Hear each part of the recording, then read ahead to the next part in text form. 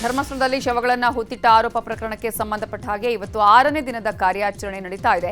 ನೇತ್ರಾವತಿ ಸ್ನಾನಘಟ್ಟದ ಬಳಿ ಬಂದ ಅನಾಮಿಕ ಅಧಿಕಾರಿಗಳನ್ನು ಗುಡ್ಡದ ಮೇಲ್ಭಾಗಕ್ಕೆ ಕರೆದೊಯ್ದಿದ್ದಾನೆ. ಈ ಹಿಂದೆ ರಸ್ತೆ ಪಕ್ಕದಲ್ಲೇ ಪಾಯಿಂಟ್ ನಂಬರ್ 11 ಗುರುತಿಸಲಾಗಿತ್ತು. ಆದರೆ ಇದೀಗ ಗುಡ್ಡದ ಮೇಲ್ಭಾಗದಲ್ಲಿ ಪಾಯಿಂಟ್ 11 ಗುರುತು ಮಾಡಲಾಗಿದ್ದು, ಕೆಲ ಹೊತ್ತಲ್ಲೇ ಅನಾಮಿಕ ಗುರುತು ಮಾಡಿದ ಸ್ಥಳದಲ್ಲಿ ಉತ್ಖನನ ಕಾರ್ಯ ನಡೆಯಲಿದೆ.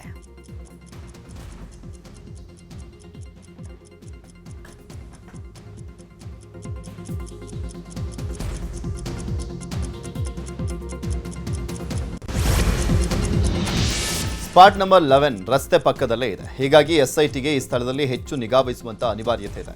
ಎಂದಿನಂತೆ ಇಂದು ಕೂಡ ಜನ ಕುತೂಹಲದಿಂದ ಸ್ಥಳಕ್ಕೆ ಆಗಮಿಸಿದ್ದಾರೆ. ಹೀಗಾಗಿ ಉತ್ಖನನಕ್ಕೆ ತೊಂದರೆ ಆಗಬಾರದು ಎಂಬ ಕಾರಣಕ್ಕೆ ಸ್ಪಾಟ್ 11 ಬಳಿ ಹಸಿರು ಪರದೆ ಕಟ್ಟಲಾಗಿದೆ. ರಸ್ತೆಯುದ್ದಕ್ಕೂ ಭದ್ರತೆಗೆ ಪೊಲೀಸರನ್ನ ನಿಯೋಜನೆ ಮಾಡಲಾಗಿದೆ. ಮಾಧ್ಯಮದವರನ್ನ ಜನರನ್ನ ರಸ್ತೆಯ ಮತ್ತೊಂದು ಬದಿಯಲ್ಲಿ ನಿಲ್ಲಿಸಲಾಗಿದೆ.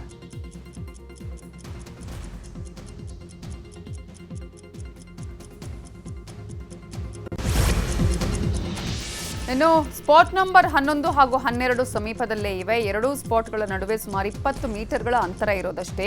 ಸದ್ಯ 11ನೇ ಸ್ಪಾಟ್ನಲ್ಲಿ ಉತ್ಖನನ ನಡೀಬೇಕಾಗಿತ್ತು. ಆದರೆ 11ನೇ ಸ್ಪಾಟ್ನಿಂದ ಸ್ವಲ್ಪ ಮೇಲೆ ಗುಡ್ಡದ ಮೇಲೆ ಅನಾಮಿಕ ಕರ್ಕೊಂಡು ಹೋಗಿರೋದ್ರಿಂದ ಅಲ್ಲಿ ಅಗೆಯೋದಕ್ಕೆ ಇದೀಗ ಅನಾಮಿಕ ತಿಳಿಸಿದ್ದಾನೆ. ಹೀಗಾಗಿ ಉತ್ಖನನದ ಬಳಿಕ 12ನೇ ಸ್ಪಾಟ್ಗೆ ಬರುವ ಸಾಧ್ಯತೆ ಇದೆ. ಧರ್ಮಸ್ಥಳದಲ್ಲಿ ನೂರಾರು ಶವ ಹೂತಿಟ್ಟ ಆರೋಪ ಹಿನ್ನೆಲೆಯಲ್ಲಿ ಬಾಕಿ ಇರುವಂತಹ 11, 12, 13 ಸ್ಪಾಟ್ಗಳಲ್ಲಿ ಕಳೆಬರ ಸಿಗದಿದ್ದರೆ ಎಸ್ಐಟಿ ಅಧಿಕಾರಿಗಳ ಮುಂದಿನ ತನಿಖೆ ಹೇಗಿರುತ್ತೆ ಎಂಬ ಚರ್ಚೆ ಶುರುವಾಗಿದೆ. ಸದ್ಯ ಅನಾಮಿಕನನ್ನ ಎಸ್ಐಟಿ ಕಸ್ಟಡಿಗೆ ತೆಗೆದುಕೊಳ್ಳುವಂಥದ್ದು ಅನುಮಾನ ಅಂತ ಹೇಳಲಾಗ್ತಾ ಇದ್ದು, ಅದರ ಬದಲಾಗಿ ಉತ್ಖನನ ಪ್ರಕ್ರಿಯೆಯ ಭಾಗ 2 ಮುಂದುವರಿಸುವಂತ ಸಾಧ್ಯತೆ ಇದೆ. ಈಗಾಗಲೇ ಅನಾಮಿಕ 30 ಸ್ಪಾಟ್ಗಳನ್ನು ಗುರುತಿಸುವುದಾಗಿ ಹೇಳಿದ್ದಾನೆ. ಮೊದಲ ಹಂತದಲ್ಲಿ 13 ಸ್ಪಾಟ್ ಗುರುತಿಸುವಂತ ಅನಾಮಿಕ 2ನೇ ಹಂತದಲ್ಲಿ ಇನ್ನುಳಿದಂತ 17 ಸ್ಪಾಟ್ಗಳನ್ನು ಮಾರ್ಕಿಂಗ್ ಮಾಡಲಾಗಿದೆ. ಇದೇ ರೀತಿ ಉಳಿದ ಸ್ಪಾಟ್ಗಳಲ್ಲಿ ಕಳೆಬರಕ್ಕಾಗಿ ಉತ್ಖನನ ಕಾರ್ಯ ಮಾಡುವಂತ ಸಾಧ್ಯತೆ ಇದೆ. ಬಾಲಕಿಯ ಶವ ಹೂತು ಹಾಕಿದ ಪ್ರಕರಣ ಸಂಬಂಧ ದೂರುದಾರ ಜಯಂತ್ ಟಿ ಧರ್ಮಸ್ಥಳ ವೃತ್ತ ನಿರೀಕ್ಷಕರ ಕಚೇರಿಯಲ್ಲಿ ದೂರು ಕೊಡುವಂತೆ ಎಸ್ಐಟಿ ಅಧಿಕಾರಿಗಳು ಆತನಿಗೆ ಸೂಚಿಸಿದ್ದಾರೆ. ಹೀಗಾಗಿ ಧರ್ಮಸ್ಥಳ ಪೊಲೀಸ್ ಠಾಣೆಗೆ ಜಯಂತ್ ಟಿ ತೆರಳಿದ್ದು, ಈ ವೇಳೆ ಮಾಧ್ಯಮಗಳ ಜೊತೆ ಮಾತನಾಡಿದ ಅವರು, ಸುಮಾರು 15 ವರ್ಷಗಳ ಹಿಂದೆ ನಡೆದಿರೋ ಪ್ರಕರಣ. ಬಾಲಕಿ ಶವವನ್ನ 4-5 ಜನ ಸೇರಿ ಮಣ್ಣು ಮಾಡಿದ್ರು. ಆ ಸಂದರ್ಭದಲ್ಲಿ ನಾನೂ ಸೇರಿದಂತೆ ಇತರ ಕೆಲವರು ನೋಡಿದ್ವಿ. ಅದೇ ಸ್ಥಳದಲ್ಲಿ ಪೊಲೀಸರು ಕೂಡ ಇದ್ರು. ಎಲ್ಲರೂ ಸೇರಿ ಮಣ್ಣು ಮಾಡಿದ್ರು. ಆ ಸಂದರ್ಭದಲ್ಲಿ ಪೊಲೀಸರಿಗೆ ದೂರು ಕೊಡುವ ಸ್ಥಿತಿಯಲ್ಲಿ ಯಾರೂ ಇರಲಿಲ್ಲ. ಇದೀಗ ಎಸ್ಐಟಿ ಬಂದಿದೆ. ಇದೇ ಕಾರಣಕ್ಕಾಗಿ ದೂರು ಕೊಡ್ತಾ ಇದ್ದೇನೆ. ನನ್ನ ಬಳಿ ಎಲ್ಲಾ ದಾಖಲೆಗಳು ಇವೆ ಅಂತ ಹೇಳಿದ್ದಾರೆ. ಫಸ್ಟ್ ಕೇಳಿದ್ರು, ಅಲ್ಲ ಸ್ಥಳೀಯ ಠಾಣೆ ಕೊಡಿ ಅಂತೇಳಿ. ನಾನು ನಂಬಿಕೆ ಇಲ್ಲ ಅಂತಲೇ ಹೇಳ್ಬಿಟ್ಟಿದ್ದೀನಿ. ಅವ್ರ ಮೇಲೆ ನಂಬಿಕೆ ಇಲ್ಲ. ಅದಕ್ಕೆ ಎಸ್ ಪಿ ಅವರು ಬಂದರು. ಎಸ್ ಪಿ ಅವರು ಇಲ್ಲ, ನಾವಿದ್ದೀವಲ್ಲ, ನೀವು ಕೊಡಿ ಅಂತ ಹೇಳಿದ್ರು. ಅದರ ಪ್ರಕಾರ ನಾವು ಹೋಗ್ತಾ ಇದ್ದೀವಿ ಸರ್. ಈ ಕಾನೂನಿಗೂ ಅಧಿಕಾರಿಯವರಿಗೂ ಗೌರವ ಕೊಟ್ಟು ನನ್ನ ಮುಂದಿನ ಹೆಜ್ಜೆ ಹೋಗ್ತಾ ಇದ್ದೀನಿ ಸರ್. ಇದ್ದಾರಲ್ಲ, 3 ಜನ ಇದ್ದಾರೆ, 3-4 ಜನ ಇದ್ದಾರೆ ಸರ್. ಅವರನ್ನು ತನಿಖೆ ಸಂದರ್ಭದಲ್ಲಿ ಕರ್ಕೊಂಡು ಬರ್ತೀವಿ. ಪ್ರತ್ಯೇಕ ದೂರುಗಳೇನಾದರೂ ಕೊಡ್ತಾರೆ? ಇಲ್ಲ, ಇದೇ ದೂರಲ್ಲಿ. ಇವಾಗ ನನ್ನೊಂದಿಗಿರೋರು ಬೇರೆ ಬೇರೆ ದೂರು ಕೊಡಲಿಕ್ಕೆ ಆಗಲ್ಲ, ಒಂದೇ ದೂರು ಸಾಕಲ್ಲ ಸರ್. ಅದರ ಪ್ರಕಾರ ಅವರು ಒಟ್ಟಿಗೆ ಇರ್ತಾರೆ ಸರ್. ನೀವು ದೂರುದಾರರಾಗ್ತೀರಿ, ಅವ್ರು ಸಾಕ್ಷಿ? ಎಸ್, ಹೌದು ಸರ್. ಅವರು ಸ್ಥಳೀಯರನ್ನ? ಸ್ಥಳೀಯವರೇ ಸರ್. ಫಸ್ಟ್ ಕೇಳಿದ್ರು. ಧರ್ಮಸ್ಥಳ ಕಾಡಿನಲ್ಲಿ ಶವಗಳ ಹೂತಿಟ್ಟ ಆರೋಪ ಪ್ರಕರಣದ ಸಂಬಂಧ ಅನಾಮಿಕ ವ್ಯಕ್ತಿಯ ವಕೀಲರಿಂದ ಎಸಿ ಸ್ಟೆಲ್ಲಾ ವರ್ಗೀಸ್ ಜೊತೆ ಚರ್ಚೆಯನ್ನು ಮಾಡಲಾಗಿದೆ. ಮತ್ತಷ್ಟು ಸ್ಥಳಗಳಲ್ಲಿ ಉತ್ಖನನಕ್ಕೆ ಮನವಿಯನ್ನು ಮಾಡಿಕೊಡಲಾಗಿದೆ. ಆದರೆ ವಕೀಲರ ಮನವಿಯನ್ನು ಎಸಿ ಸ್ಟೆಲ್ಲಾ ನಿರಾಕರಿಸಿದ್ದು, ಸದ್ಯಕ್ಕೆ ಗುರುತಿಸಿರುವಂತಹ 13 ಸ್ಥಳಗಳಲ್ಲಿ ಮಾತ್ರ ಶೋಧ ಕಾರ್ಯವನ್ನು ಮಾಡಲಾಗುತ್ತೆ ಅಂತ ಹೇಳಿದ್ದಾರೆ. ಧರ್ಮಸ್ಥಳ ಗ್ರಾಮದಲ್ಲಿ ಕಳೆದ 5 ದಿನಗಳಿಂದ ಎಸ್ಐಟಿ ಕಾರ್ಯಾಚರಣೆ ಮಾಡ್ತಾ ಇದೆ. ಇನ್ನು ಪ್ರತಿದಿನ ಸುಮಾರು 1.5 ಲಕ್ಷ ರೂಪಾಯಿ ಎಸ್ಐಟಿಗೆ ಖರ್ಚಾಗ್ತಿದೆಯಂತೆ. ಅಧಿಕಾರಿಗಳ ಊಟ, ತಿಂಡಿ, ಗುಂಡಿಯಾಗಿ ಇವರ ದಿನಕೂಲಿ, ಓಡಾಟದ ವಾಹನ ಖರ್ಚು, ಎಸ್ಐಟಿ ಟೀಮ್ ಜೊತೆ ಇರುವ ಒಟ್ಟಾರೆ ತಂಡಕ್ಕೆ 3 ಹೊತ್ತು ಊಟ, ತಿಂಡಿ, ತಾತ್ಕಾಲಿಕ ಟೆಂಟ್ ಖರ್ಚು ಸೇರಿ ಪ್ರತಿದಿನ 1.5 ಲಕ್ಷ ರೂಪಾಯಿ ಖರ್ಚು ಬರ್ತಿದೆ ಎನ್ನಲಾಗ್ತಿದೆ. ಧರ್ಮಸ್ಥಳದ ಕಾಡಿನಲ್ಲಿ ನೂರಾರು ಶವಗಳನ್ನು ಹೂತಾಕಿರುವುದಾಗಿ ಅನಾಮಿಕ ವ್ಯಕ್ತಿ ಹೇಳಿಕೆ ನೀಡಿದ. ಇದರ ಆಧಾರದ ಮೇಲೆ ಸತ್ಯಾನುಸತ್ಯತೆ ತಿಳಿಲಿಕ್ಕೆ ರಾಜ್ಯ ಸರ್ಕಾರ ವಿಶೇಷ ತನಿಖಾ ತಂಡ ರಚನೆ ಮಾಡಿದೆ. ಪ್ರಣವ್ ಮೊಹಂತಿ ಇದರ ಮುಖ್ಯಸ್ಥರಾಗಿದ್ದು, ಮೊದಲಿಗೆ 20 ಸಿಬ್ಬಂದಿ ಇದ್ದರು. ಈಗ ಎಸ್ಐಟಿಯಲ್ಲಿ ಅಧಿಕಾರಿಗಳು ಸೇರಿದಂತೆ ಬರೋಬ್ಬರಿ 260 ಸಿಬ್ಬಂದಿ ಕೆಲಸವನ್ನು ಮಾಡ್ತಿದ್ದಾರೆ. ನೇರವಾಗಿ ಎಸ್ಐಟಿಯಲ್ಲಿ 26 ಸಿಬ್ಬಂದಿ ಇದ್ದಾರೆ. ಇವರ ಜೊತೆಗೆ ಎಫ್ಎಸ್ಎಲ್ನ 5, ಸೋಕೋ ಟೀಮ್ನ 5 ಜನ, 15 ಪೌರ ಕಾರ್ಮಿಕರು, 200 ಪೊಲೀಸ್ ಸಿಬ್ಬಂದಿ, ಒಬ್ಬರು ಎಸಿ, ಒಬ್ಬರು ತಹಶೀಲ್ದಾರ್ ಹಾಗೂ ಸ್ಥಳೀಯ ಆಡಳಿತದ ಸಿಬ್ಬಂದಿ ಸೇರಿದಂತೆ ಬರೋಬ್ಬರಿ 260 ಜನ ಈ ಕಾರ್ಯಾಚರಣೆಯಲ್ಲಿ ನೇರವಾಗಿ ಭಾಗಿಯಾಗಿದ್ದಾರೆ.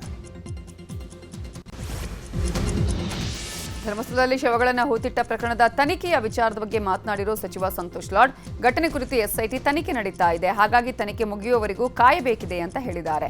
ಅಲ್ಲದೆ ಈ ಪ್ರಕರಣದಲ್ಲಿ ಕೇರಳ ಸರ್ಕಾರ ಹಸ್ತಕ್ಷೇಪ ಮಾಡ್ತಿದೆ ಅನ್ನುವ ಪ್ರಹ್ಲಾದ್ ಜೋಶಿ ಆರೋಪಕ್ಕೆ ಉತ್ತರಿಸಿದ ಸಂತೋಷ್ ಲಾಡ್, ಪ್ರಹ್ಲಾದ್ ಜೋಶಿ ಅವರು ಸೆಲೆಕ್ಟ್ ಆಗಿ ಮಾತಾಡ್ತಾರೆ, ಅವರಿಗೆ ಅನುಕೂಲ ಆಗುವ ವಿಚಾರವನ್ನಷ್ಟೇ ಅವರು ಮಾತಾಡ್ತಾರೆ. ಅಷ್ಟಕ್ಕೂ ಸೌಜನ್ಯ ಪ್ರಕರಣ ಯಾವಾಗ ನಡೆಯಿತು, ಇದು ಪ್ಲಾಂಟೆಡ್ ಅನ್ನುವ ಬಗ್ಗೆ ದಾಖಲೆ ಇದ್ರೆ ತಂದು ಕೊಡ್ಲಿ ಅಂತ ಹೇಳಿದ್ದಾರೆ.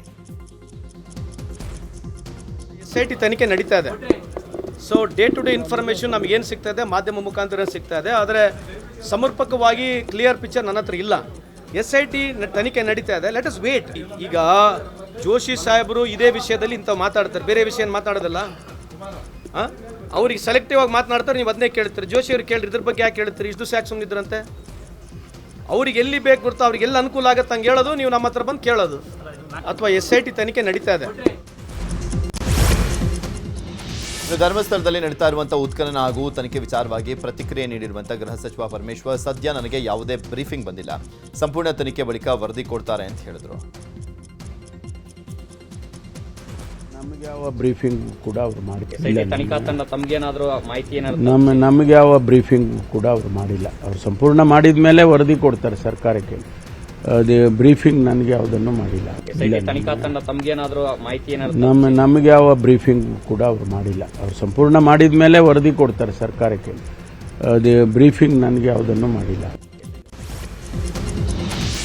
ಇನ್ನು ಕಳೆಬರ ಹುಡುಕಾಟ ಶೀಘ್ರವೇ ಮುಕ್ತಾಯವಾಗಲಿದೆ, ಹೀಗಾಗಿ ಅನಾಮಿಕ ಗುರುತು ಮಾಡಿರೋ ಜಾಗದ ಮೇಲೆ ಹದ್ದಿನ ಕಣ್ಣಿಡಲಾಗಿದೆ.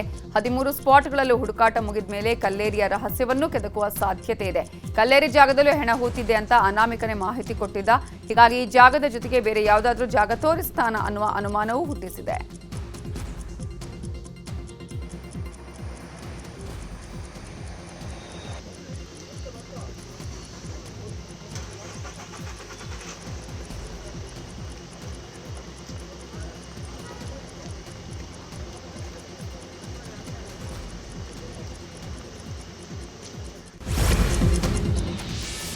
ಧರ್ಮಸ್ಥಳ ದೇಗುಲದ ಮುಂದೆ ಫೋಟೋ ಹಿಡಿದು ರೀಲ್ಸ್ ಮಾಡ್ತಾ ಇದ್ದಂಥ ಯುವಕರಿಗೆ ಸ್ಥಳೀಯರು ತರಾಟೆಗೆ ತೆಗೆದುಕೊಂಡಿದ್ದಾರೆ. ಸದ್ಯ ಧರ್ಮಸ್ಥಳ ದೇಗುಲದ ಮುಂದೆ ರೀಲ್ಸ್ ಮಾಡ್ತಿರೋರನ್ನ ನಿಯಂತ್ರಣ ಮಾಡೋದೇ ಪೊಲೀಸರಿಗೆ ಸವಾಲಾಗಿದೆ.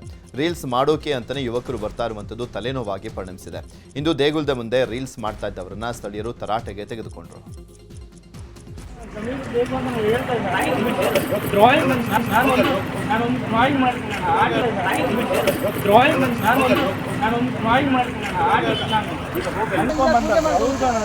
ಫೋಟೋ ಯಾರ್ದು ಇಟ್ಕೊಂಡು ಬಂದದ್ದು?